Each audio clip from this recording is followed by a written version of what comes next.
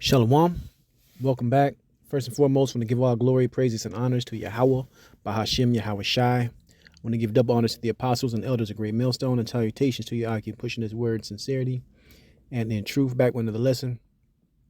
Today's lesson is going to be prompted by, an issue that was going on in the camp, dealing with a guy who was now is on the other side. And this guy was told many times what he should be doing, what needs to be the focus, what needs to be important, and he wasn't doing. Now I'm saying this to say this, saying that to say this, that we're not here to babysit, man. All right, especially for brothers in camps and in groups, man, because certain camps and groups have certain requirements, man. Right? And if you're going to be a part of a certain camp or certain group, you got to live up to certain requirements, man. You know, especially when you first coming in, you're trying to get up on a level, or that should be the understanding in your mind. I'm trying to get up on a level. I'm trying to learn. I'm trying to obtain more wisdom and really build myself a sturdy foundation. So when trouble does come, I'll be able to withstand that trouble, right? But ultimately, you got to ask yourself, why are you here, man? And that goes for everybody, not just the example of this guy I was using to start this video off with. But it goes with everybody. You got to really examine the why, man. Would you be here if your best friend in the camp wasn't here? Would you be here if a certain elder fell out, right? Would you be here, or I'm not just going to say be here. Would you be making videos? Would you be studying? Would you be attending certain, camp meetings if people wasn't constantly on your back, right? That's another one. Someone having to be constantly on your back for you to do certain things. These are questions you have to ask yourself. Why are you here? Do you really believe this? All right? Because all those questions are very important, because you can only fake the funk for so long, and ultimately you're really just wasting your own time. But let me grab some scriptures. This is the book of 1 Corinthians chapter 2 and 5. It says that your faith should not stand in the wisdom of man, but in the power of the Most High. You got to be sold out mentally and believe this, that even without the camp, even if something happened, I'm still going to preach this word, man. Right? I'm going to push this word. I'm going to preach this word. I'm going to believe this word, regardless of what happens, man. Okay? So your faith really got to be rooted and grounded in Yahweh Bashim Yahweh Shai at the end of the day. Not in the guys that's above you that's telling you to do this and do that and do this. You should know what to do. You should know what the hell to do by now, man. You should know what the hell to do by now. Right? Because a lot of times when you strip that away of constantly having to tell guys what to do, you really see what they own to begin with, man.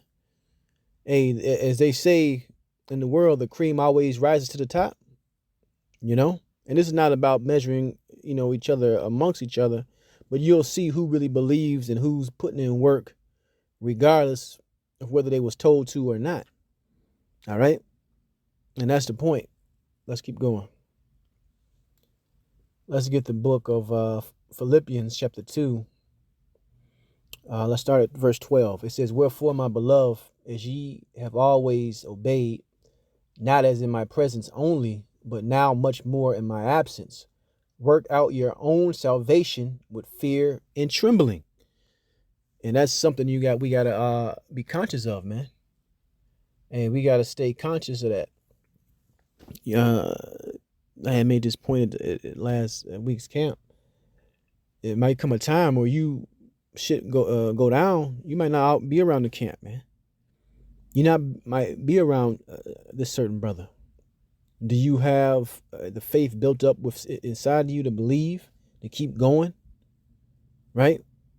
To stay the course, to stay on the right path? Or is you going to fold like a fucking lawn chair because you don't got X, Y, and Z around you? Those are questions you have to ask yourself, man. Especially in the times we're coming into.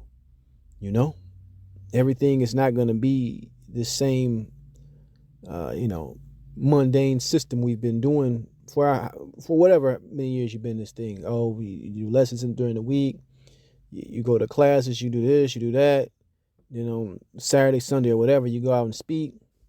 It's going to come a point in time we're not going to be going out and speaking, right? And if you call yourself believing this word, you're not going to be a part of society. Just real things is going to happen, and you got to understand and be built up through the spirit enough to know to withstand those things when it happens, man. Right? Let's keep going. This is Philippians 2. We start at 12 again. Wherefore, my beloved, as ye have always obeyed, not as in my presence only, but now much more in my absence, work out your own salvation with fear and trembling. For it is the Most High who worketh in you both to will and to do his good pleasure. Right? Not your camp leader, even though we look out for guys and guide them, but to constantly having to browbeat individuals, man. Hey, you either want this or you don't want it. I can't want this more than you want it, right? I just can't. You don't know what's going on. You lackadaisical. Your understanding should be higher in the scriptures. You don't want to participate. All that madness. Let's keep going. For it is of the Most High which worketh in you both to will and to do his good pleasure. Do all things without murmurings and disputings, that ye may be blameless and harmless, the sons of the Most High, without rebuke, in the midst of a crooked and perverse nation, among whom ye shine as lights in the world. Right? We're supposed to be examples, man. Even, especially within the camp. We don't supposed to be in the camp with the same attitude and mindset of niggas in the world. To put it bluntly, that's not what this thing is about, man. We supposed to have a certain standard, right? Through observance of studying the scriptures and wisdom, and to conduct ourselves a certain way. Verse 16, holding forth the word of life, that I may rejoice in the day of Yahushua, that I have not run in vain, neither labored in vain. Right? You're doing this because, hey, not because my cousin brought me in, not because my best friend brought me in. I'm doing this because I truly believe this, and I want to put my best foot forward, man. So I'm making the effort. And making the effort is the point. Not saying that you're going to be on the same spiritual level as this guy or that guy. It's not about that. But the point is you're putting forth the effort, and that can be clearly seen. In my opinion, I speak as a man. When you strip a lot of things down, man. Let the elders and apostles say, you know what? No more 3 videos a week. Let your camp leader say, you know what? I'm going to stop putting this lesson or doing this on top of you. And we'll see who continues to do what. Because a lot of times you'll see, even before, and I go back a time before camps even had GMS on their name, you had brothers in the spirit who would do what? They'll do lessons on their own. They will study on their own. And it would show who was doing what, man, without being told what to do. Right? That's just, a little bit of experience with I've seen within this truth. But let's stay in line with the lesson. Let's go into the book of 1 Corinthians chapter 9, verse 17. It says, for I do this thing willingly. And what is he talking about willingly? Teach this word, man. All right, push this truth. This is Paul speaking. 1 Corinthians 9:17. For if I do this thing willingly, I have a reward. But if against my will, a dispensation of the gospel is committed unto me. Right? What is my reward then? Verily that when I preach the gospel, I may take the gospel of Yahushua without charge, that I abuse not my power in the gospel. For though I be free from all men, yet have I made myself servant unto all, that I may gain the more. Right? So this, you realize when you learn this information, first and foremost through the spirit of Yahushua, you've been allowed to learn this information. I'll put it like that. You're not learning it to hide it. You're not learning it to be selfish. You're not learning it to sit upon it. You're learning it to feed the hopeful elect, man. To feed the flock, to feed the sheep, so you understand. That's the reason you've been given this, and not for any other reason. So, like I said, no one should really have to tell you what to do or constantly tell you what to do. You should know what to do. And as the old saying is, hey, the proof is in the pudding, man. It's gonna show what's what at the end of the day, man. Not that I'll just yell at this guy. I just want to show up.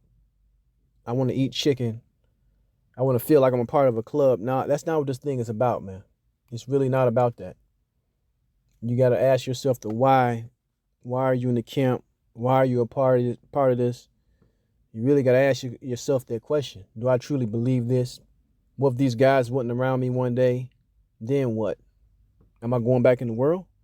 You got to ask yourself these questions, all right? But that's the point. Like I said, we're not here to babysit, man. Hey, we're not here to babysit, guys. But I want to give all glory, praises, and honors to Yahweh, Ba'ashem Yahweh Shai. Shalom next time.